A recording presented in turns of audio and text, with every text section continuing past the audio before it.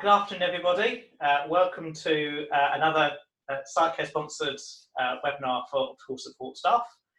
My name is Anthony Blackman, and you will listen to me for the next 50 minutes or so. Today's topic is around understanding body language. And so my background is as Director of Training at Optical Training. So we're providing this session sponsored by CET. I'm also a dispensing optician and contact lens optician in independent practice, although like most of you I'm furloughed at the moment. And I also have an MSc in optometry, and outside of work I do a little bit of work with the British Council for Prevention of Blindness that funds research into blindness prevention, and also trustee of vision care of homeless people.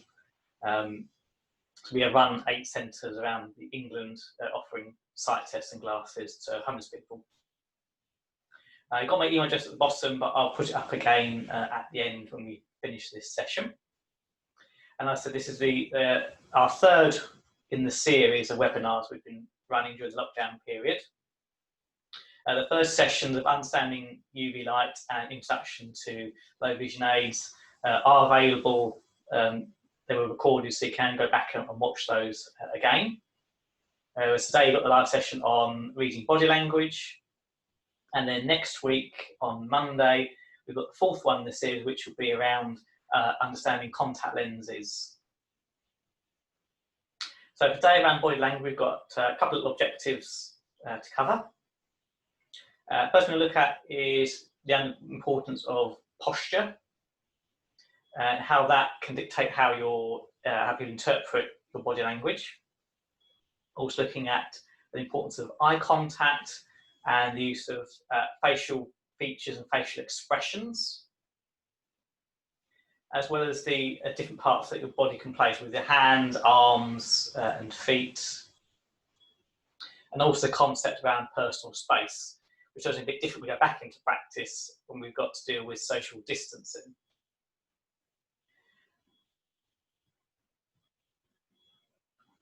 So now when somebody does come into practice, now they're going to meet you, and when they actually decide to make that buying decision, it's going to be partly based around you. So that creates that first impression of what the patient thinks about you as a person, and that can dictate how that conversation progresses. Obviously, you can do things to change that perception, but what's really important is that first impression, and that's what really makes the biggest impact, because somebody will make their impression about you within 10 to 30 seconds of first meeting you. That will decide how they will interpret from your body language, how you behave, and before you've even spoken to them, they've made some assumptions about you. So that first impression really does matter, and you don't get a second chance for that. So we're thinking before you even opened your mouth, somebody's probably about to make a decision about you just based around your body language and reading that at first impression. Because although we can control what we're saying, when it comes to body language, we're constantly emitting these signals, but we don't have much control. A lot of it's subconscious, and in a conversation, if your words don't match your body language, that can have a negative impact on that person's perception of you. So when they do come into the practice, are you making eye contact, or are you more slouched and looking around? You've got crossed legs or anything like that? Perhaps you're looking at your watch, or maybe even you're actually doing it properly and you're sitting nice and upright, open body language, direct eye contact.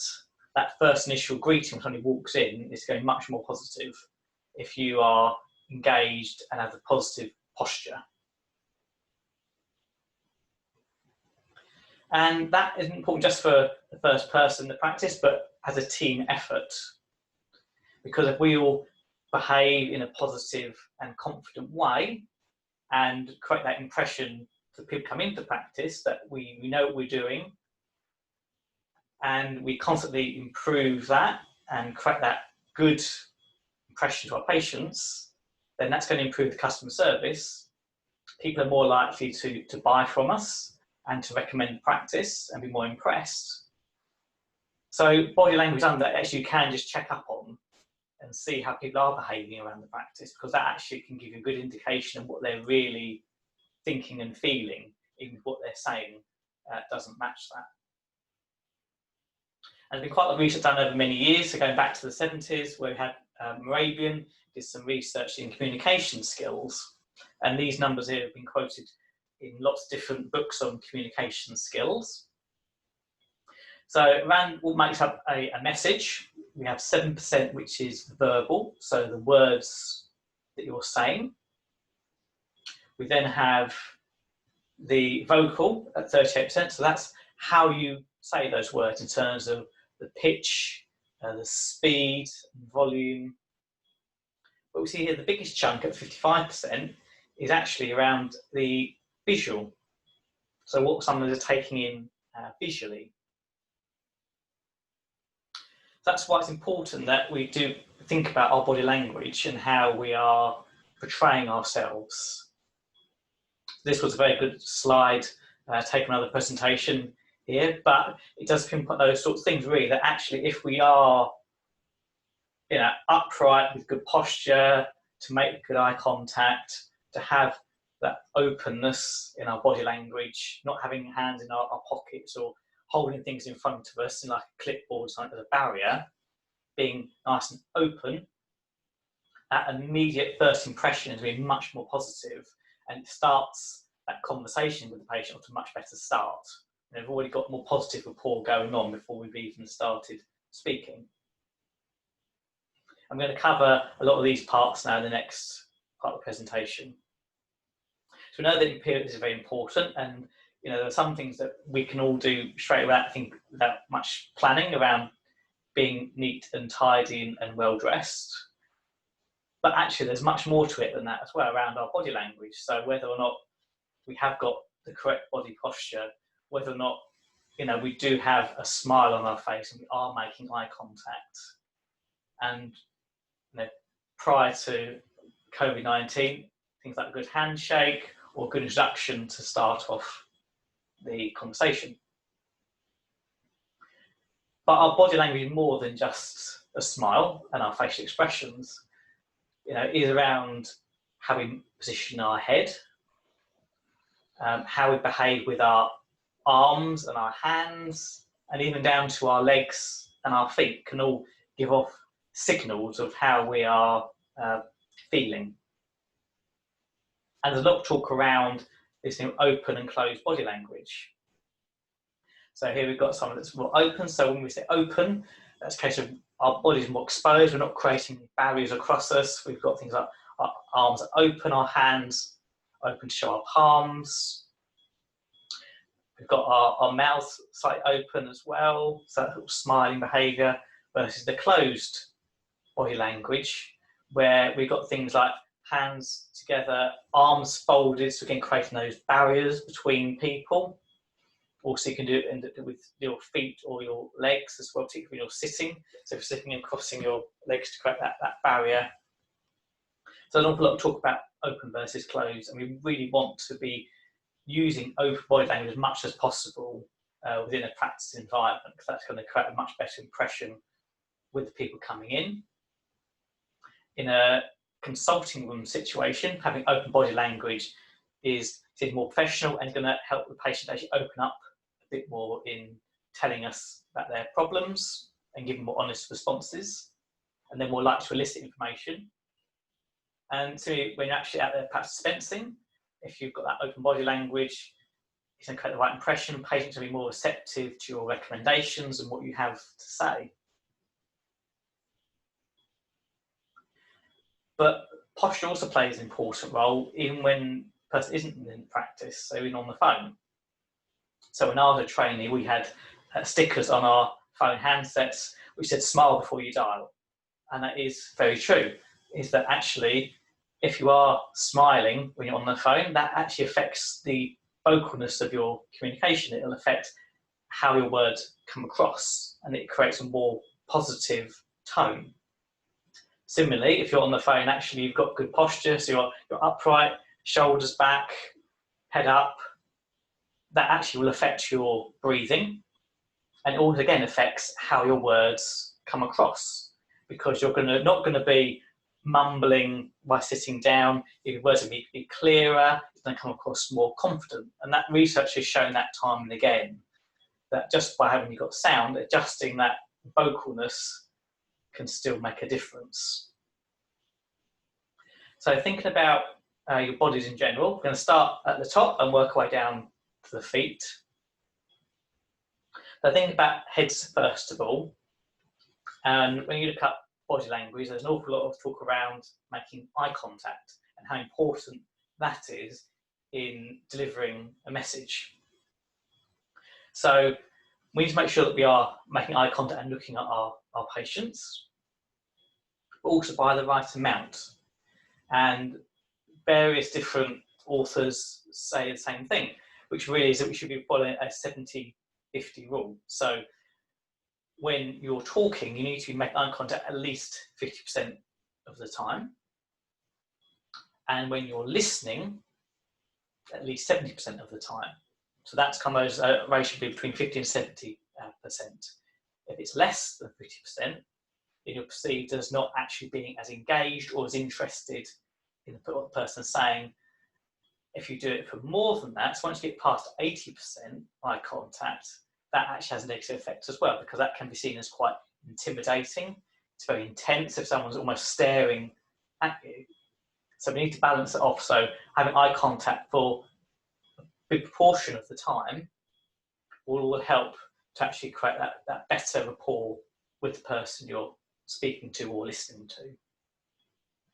Now, some people, making eye contact can be quite difficult. If you're quite insecure or quite shy, then making eye contact can be quite intimidating for them. So there are some tips out there around how you can manage that. So if you're having trouble making eye contact directly at them, try looking at just above their eyes or perhaps the bridge of their nose instead. When you do break your eye contact, try to look to the side rather than looking down. Similarly, when you're blinking, trying to do it in a slow, controlled manner as well.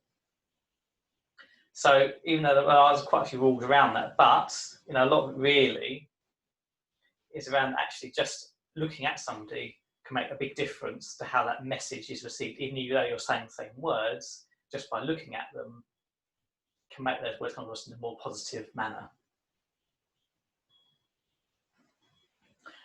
But our eyes can tell us a lot more than that. So, we know it, we normally blink, we do that automatically without thinking about it. But when we're in a stress situation, so when we're anxious or a heightened emotion of, in a stressful situation, we tend to blink more. So that can be down to when perhaps someone's making a complaint, blink rates will go up. So that can give us an indication of how stressed somebody is. We've got the traditional eye roll. So perhaps when someone had enough of the conversation or doesn't agree what you're saying, doesn't believe your message, then we have the eye roll, that breaking of eye contact and that very deliberate movement of looking up. Similarly with winking, so in a lot of Western cultures that winking is a positive sign. It's that reassurance and that one-to-one communication, non-verbal communication around perhaps a shared joke or perhaps in something, extra reinforcing what's been said. And then we've also got that additional bit of flattering the eyelids there for affection as well. So just again with our eyes and using our eyelids, we can communicate different messages as well without having to use words. And the direction of gaze has also been shown to have quite an important effect. So this study has been repeated numerous times over the last 40 years, and it looks at when somebody is talking, is which direction do their eyes move. So if you ask someone to talk about smells, generally they will tend to look upwards. If it's around taste, they tend to look downwards. If you ask them about sounds, they will look to the sides. And if it's visually, you try and get them to perhaps recall something, they're looking upwards and to the side. For the downwards gazes, we have downwards and to the side for recording that's how they felt at a particular time, and also for internal dialogue. Now these are not shown to be 100% true, but in the majority of cases, this is going to be related to whether you're telling the truth or not. Because what the studies also showed was that people tended to look to their left when they were recalling information from memory. So perhaps they were remembering a place they visited or a sound they heard or a conversation that they heard. Whereas when they're looking to their right, they're more likely to be constructive, so making up something. So that has been shown there that actually looking to one direction or the other is more likely to be able to spot somebody who's fibbing versus telling the truth.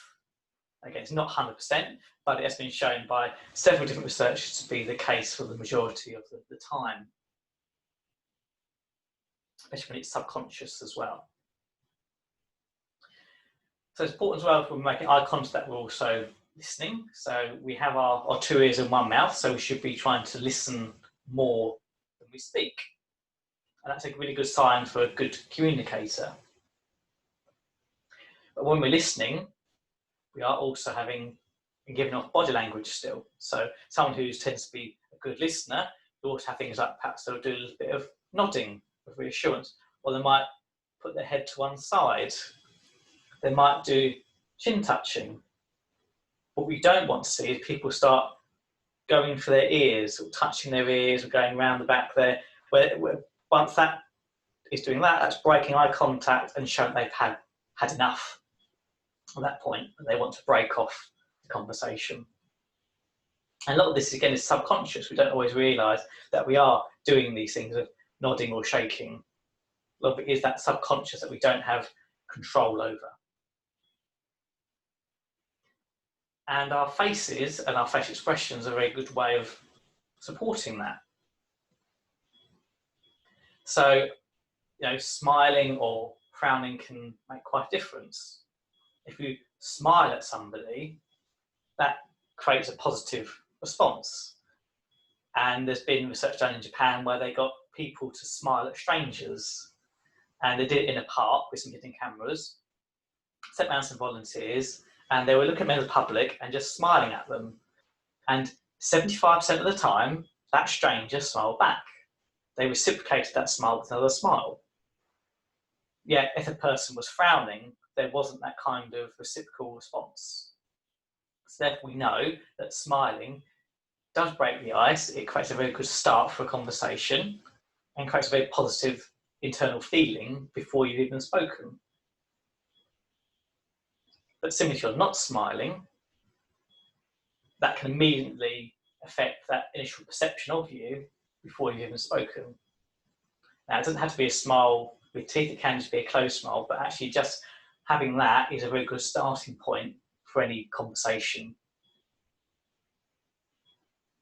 But what to look at for as well is actually what else do people do when they're talking? Do they try and cover their mouth? Perhaps try and cover up a lie that they've told? Or another common one is actually when they've just told a lie, do they then touch their nose? Again, these little subconscious things that people do that can be picked up on to give those little cues back to support, are they actually telling us the truth, do they mean what they say? But in all the research, the biggest thing about facial expression is the smile. So really make sure that you do smile at every patient.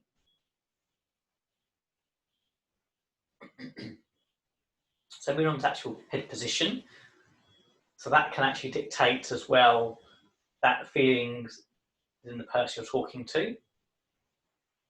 So are you coming across as a confident person or friendly by tilting your head? When we say about listening, we know about sort of nodding our head or shaking our head.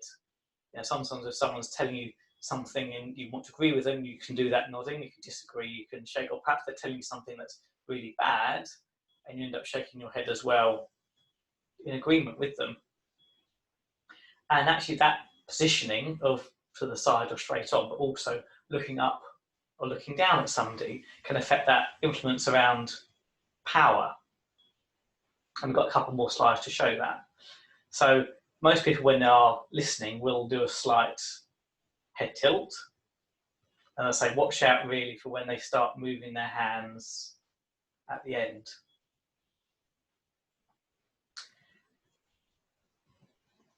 And I say, having that head tilted up or down can really affect the facial expression, but also what information that's giving off. So we've got a picture here of a rather aggressive look here, looking down, but the eyes looking up in a very aggressive format, versus looking down or looking away here with a sign of boredom, breaking the eye contact. So our faces tell a lot, but also we're quite expressive with our hands. Now, if you think within a practice setting, a lot of the time we're sitting down with our patients. They're only looking at our top half, and our hands are a big part of that because the rest of our body is hidden, you know, behind a desk. So what we do with our arms is really important, because having our arms open or closed can actually give that impression whether or not we are open and receptive or whether we're not. So we want to try really and not be sort of folding our arms or crossing our arms over to create these barriers. We want them to be fairly open. So that's down to our sides, not really putting our hands in our pockets too much, but just having relaxed at the sides or just on the sides. Not like this chap along here, the third one along here, who's got his hands behind, because that's a bit too relaxed, a bit too open. Let's find that natural feeling. But also with our arms, and when we are making these actions, can also affect our personality.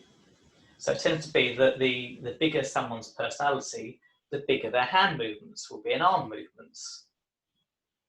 So someone who's quite internal, quite shy, might end up just moving their hands from side to side.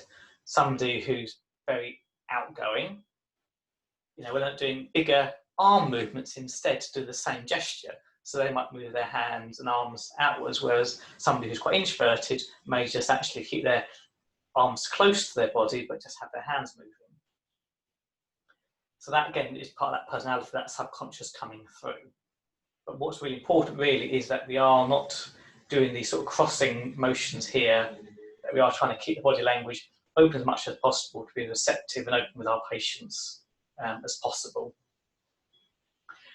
Now, I know some people say before about when they're sitting and what they do with their hands, and actually you can just put them on the table. Some people don't like that. Some people want to put them away. So rather than folding, actually just laying them on your legs, you're still keeping your open body language, but keeping your hands out of the way is fine. Whether on the desk, on your lap, doesn't make as much of a difference to how you come across.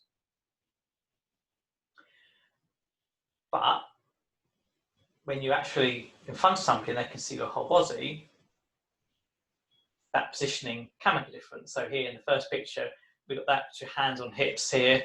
That makes your elbows flare out to the side. That creates quite an aggressive, negative stance. So it's not really going to be a good first impression when somebody comes in. In the middle here, we've got that more vulnerable position there of somebody trying to protect themselves. So that can be the hands together. Sometimes it might be actually what we call wrist clutch, where they end up putting their hand over their wrist as well to create that very closed It brings their shoulders in as well, creating that barrier between them and the other person. Also have that very casual look of actually hands in pockets, which again, from a professional point of view in practice, we don't really want to be doing. And when we are gesturing with our hands, which we do quite a bit actually when you watch people, you watch one of your colleagues doing a dispense, when you reopen, you'll see that actually a lot of people do move their hands about quite a bit when they're talking.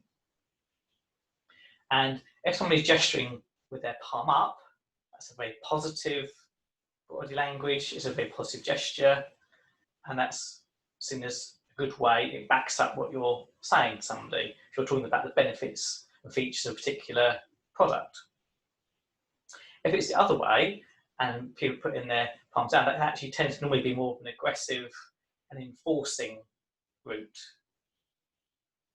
So that's more like when you're trying to actually push someone towards making a decision. But also, same with actually pointing. Now we know that pointing is normally considered as rude, so we tend not to do it. So rather than actually pointing somewhere, try and gesture with your hand, actually with your palm open, to gesture something to go over that way. Actually, rather than just pointing, actually gesturing with your hand and perhaps turning your body as well, will give the same verbal signal, but actually will enforce it in a much better way than pointing. The other thing to remember with hands actually as well is around the nails and what makes that, particularly in a health setting.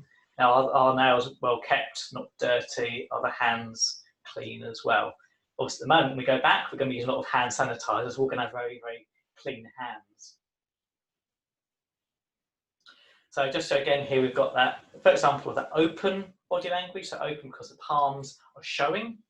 This is a slight turnout, where it's not fully out, but just having that palm exposed, create an open gesture. So a lot of politicians are taught to try and speak doing that opening of the palms gesture. Versus on the right here, we've got closed hands, they're together, the palms are together, which is a much more negative response. And you think about somebody who rubbed their hands together, is more of a greedy, negative perception. So when you're talking to the patient about how much those new individualised 1.7 varifocals cost, we don't really want to be doing it while rubbing our hands together. It doesn't match the, when you're saying a price and doing that, it doesn't go very well. But our hands also give away internal feelings. So here's some examples. So we've got here around touching the hair, so sort of fidgeting, or so good playing with hair, playing with glasses, that sort of fidgeting, which someone is actually nervous. They're nervous, they're not at ease, they're a bit anxious. Second picture here, we've got that openness, so that palm's open, so sometimes someone's speaking. Another one here, so playing with jewellery, watches, again, that's that fidgeting and that unease. So particularly someone who's perhaps got to do some public speaking, is very nervous, they're going to play with jewellery, play with things in their pockets, they might hold something like keys and be playing with them, that sort of fidgeting action, and moving their fingers around in a very anxious way. We've got here aggressive pointing.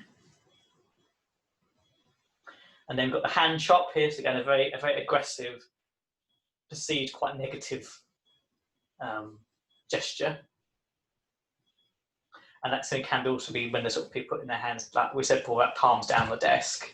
This is the next stage up from that. Actually, that sort of chop motion there, a very negative signal. Something more positive, so the thumbs up, pretty well internationally known as a good gesture. And then last one here is something called steeping. So this is where you have that sort of finger pyramid here, and that tends to be more when someone's thinking quite internally. So not only are they putting their fingers in front, so that's partly creating a barrier, so they're slightly stepping back from the conversation, they're thinking internally, and this is actually a mixing, because this can be perceived as positive or negative, but it also when someone is doing that deep internal thought about how they position their hands and bringing them upwards. So the higher up they bring them, the more they're thinking. So they might do it on a desk, But the higher it is, the more they're internalising before speaking. Now it comes to hand gestures, we also think about handshaking, and how two people shake hands can determine dominance of the conversation. So whether we have a hand over on top of the other versus underneath, or do we have that sideways equality of handshake? And particularly the American press are very hot on watching things like this. So we have here a good picture of Donald Trump and Vladimir Putin here. Putin's hand is very much dominant here, completely on top. Trump underneath, much more submissive. Another one for the American press here. So again, with George W. Bush here. So again, the hand is on top. So it's just showing again who is dominant in the conversation. So who has the upper hand before we've even spoken. So what we aim for really is actually more of that side to side, more even equality. So moving further down the body now, thinking about our legs and feet. Now, our legs and feet are much further from our brains, from our hands, so they're much more difficult for us to control. So they're more likely to give away how we're feeling. So particularly think about excessive leg movements. A sign of is a stress indicator. So it might be someone who's perhaps tapping their foot. Similarly, you think even about children when they sit on a chair and they start dangling them, waving their legs around. Perhaps they're bored and they don't want to be somewhere. So our excessive leg movement indicates that someone doesn't want to be there, but actually want to walk away, that you don't want to leave that situation. So it's a very negative situation. Similarly, if you've got people that are having a conversation, and although they might be standing looking at each other, make eye contact, if one person's feet start to turn towards the door, that means that for them the conversation is coming to an end. Again, people have seen that before in research of observations about when people are trying to do one-to-one deals, is that they reach the point where one of the pair starts to turn away before the conversation ended. So the indicator really, again, where you want to be heading. So again, trying to actually, when you're talking to somebody, having straight on, having full body aligned towards them is giving that positive impression. But a lot of the time in practice, we're sitting down talking to people. So things to consider here as well is around, again, are we going to have open body language or closed body language? So we don't really want to be having our legs crossed over us like the second person here. There's also something called the ankle lock, where you cross one ankle over the other. And that's a small sign of nerves and being unsure of themselves. Particularly if that person then tucks their legs under their chair, they're bringing them away from the conversation, that's even more anxious and nervous. So ideally we want our feet flat on the floor, like this third person here, knees fairly together but not touching. That'd be much more open body language. Now in terms of actually on knees, we want to, if they're less than 10 centimetres apart, that still seems quite closed. Whereas most people tend to sit more naturally with their knees about 10 to 30 centimetres apart. That's quite a neutral seating position. But once you exceed 30 centimetres, that starts to become more dominant and aggressive, particularly once you get to around 45 centimetres, that seems very dominant and controlling and very aggressive seating position. Then just how we're sitting can affect, but if someone's coming in and over towards us to sit down, if we're sitting there legs wide or legs completely crossed, it doesn't create a very good first impression.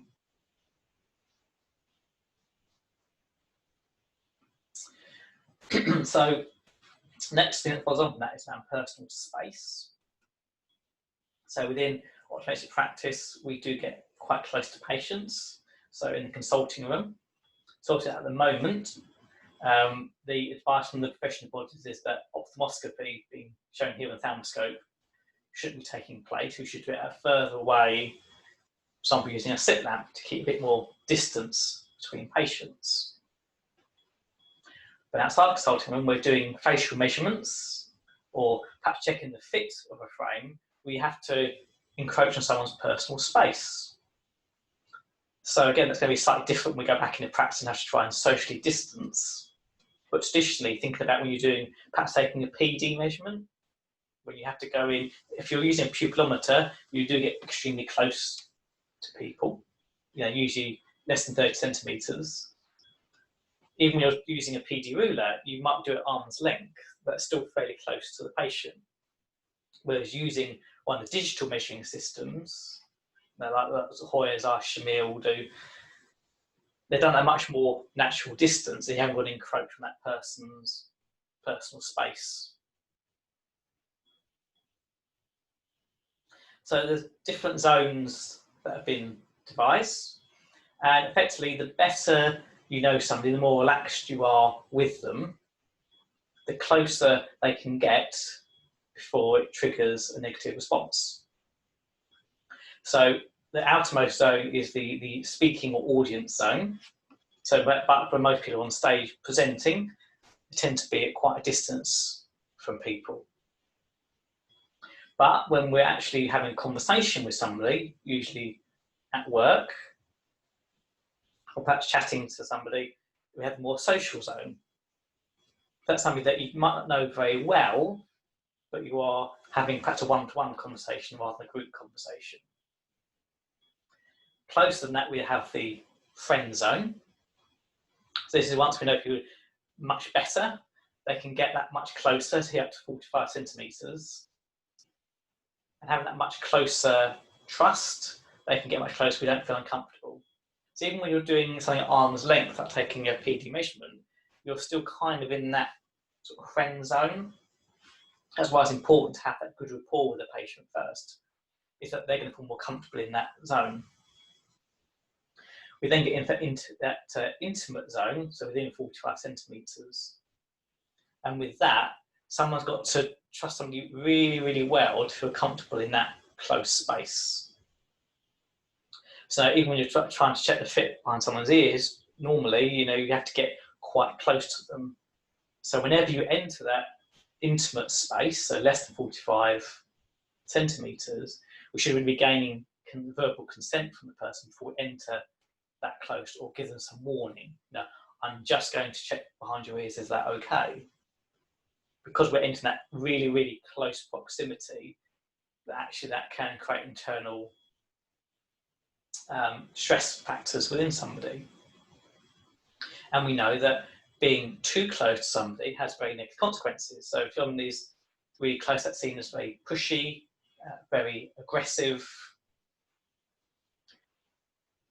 Let's say in the first picture you've got two people actually they're smiling, so each other very well, so they can get that close. Versus our two commuters here on the right, where we've got that real invasion.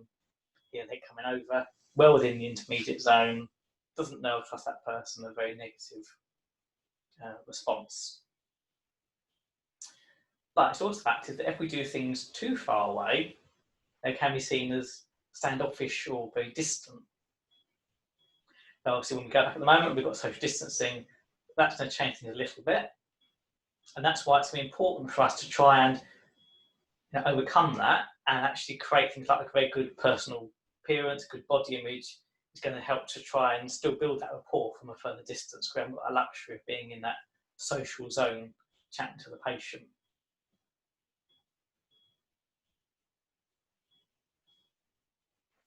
So the mind around body language really is that we want to try and keep things open.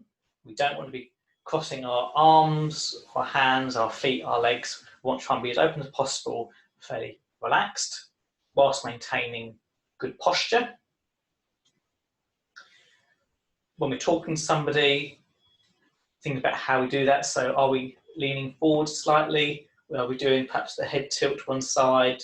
Following up with things like a little bit of nodding when they're talking. And also about the importance of eye contact. So we said about the 50-70 rule.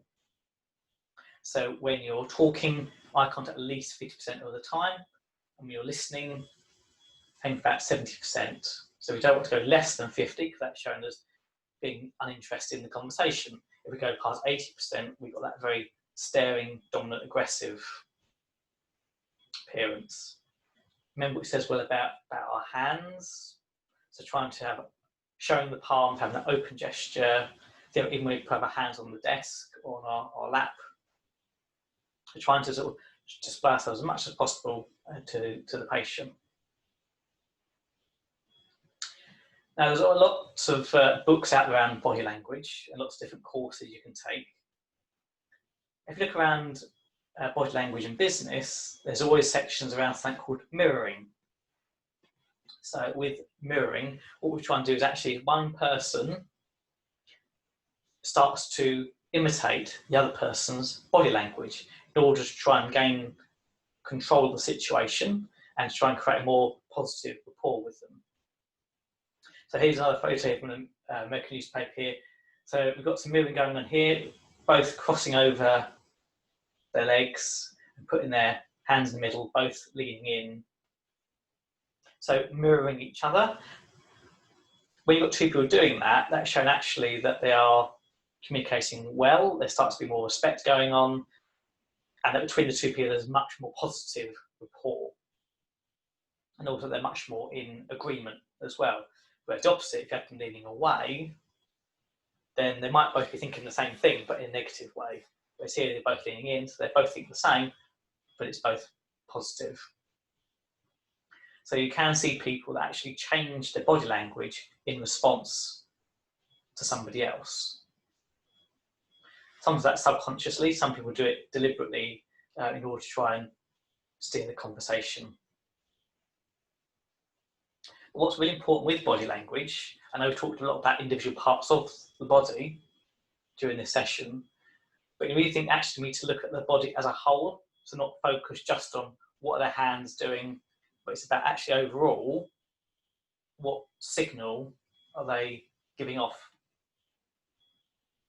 So looking, from most people when they look at somebody, will start at the eyes and work downwards.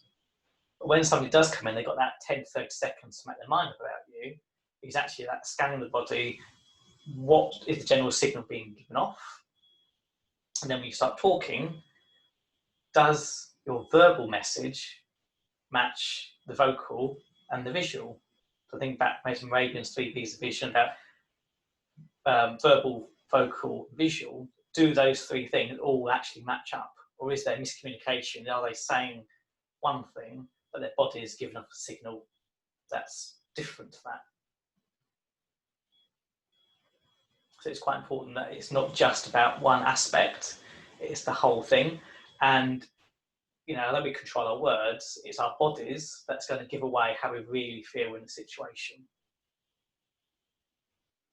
So we talk about whole body listening, thinking about all these bits we covered here. So we said about eyes and eye contact, pointing our feet at the person rather than the door. Make sure we've got our bodies fully facing somebody, not slightly turned away. Think about our facial gestures and with our mouths and with our hands. Because that whole aspect of the body, all the different parts will give us that positive message. And if you look online, there's all sorts of different advice and tricks that are given around how to use body language in a positive way to create good rapport with people and how to make sure that you show yourself off in the most positive way possible, and that will create the best first impression. So there's quite a bit on this slide. If you go back after this session and download the handout, then this is all on there a bit more clearly if you want to go back and read it all later. But as I say, there's whole books out there just on body language. So what we've done today is really give a very brief overview of what those books are going to tell you more about if you're more interested in learning about it. So that's the overview done. At the bottom of the screen, there's a Q&A button. If you click that, it allows you to type in some questions, and we'll try and answer those now. That's my email address at the bottom here. So if you've got any questions around body language communication you want to ask, and you want to ask later on, then feel free to email me on that address. Or if you want to ask it now, then put it in the Q&A box. And we'll do those in a moment. Just a reminder, at the start, we said that this was part of the series of webinars between Sight Care and Optical Training. Next week, we have our fourth one in the series, which will be on Monday, which will be at 2 o'clock. And we're going to be covering an OA guide to contact lenses. So that's going to be just going over some of the basics of contact lens, around what are the main types of contact lenses out there, a little bit about the advantages of contact lenses and the different modalities, as well as trying to give people a bit more confidence around some of the common questions that the patients will ask about contact lens wear, just to boost your confidence in practice with contact lenses. That's next Monday at 2 o'clock. And again, that's free to attend, thanks to Sight Care. So before we go to questions there, just a reminder, you can contact me by email. You can look at Insight on our Twitter or Instagram. Look at one of our courses and qualifications for optical support staff. Look up the optical assistant apprenticeship that's coming soon, register your interest, as well as our Bespoke training and CET. For those of you that are Sight Care members, I know a lot of you are. We've had over 150 on this today, so most of you are Sight Care members.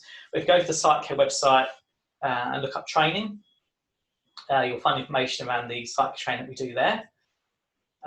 Some of that is around workshops which can't be suspended, but if you go to that page and scroll to the bottom, you'll find all the information about the Optical Academy, where there's 10 standalone online modules there. They're all quite short course, don't take a couple of weeks to do. Those cover things like frames, lenses, optical screening, optical anatomy. Let's have a look on there because Sight Care members do get a significant discount with those. So that's in the slides bit. I'm just going to have a little look now what questions we've got that come in. Okay, got a couple of questions around PPE. So one question about somebody asking about how to put patients at ease in full PPE. So yeah, that's a good question there. A lot of that is going to be around how we can control the bits that people can see. So I see another question about using a mask, and that obviously creates an obstruction, and wearing PPE itself does create a barrier between people. But when you're in PPE, you can still create open body language, so we can still make sure that we are there without our arms crossed, that we are still being open, and that's still going to create a good impression. When people come in, we're not going to be shaking hands, but you can still wave to patients, you can still make eye contact through your mask and visors.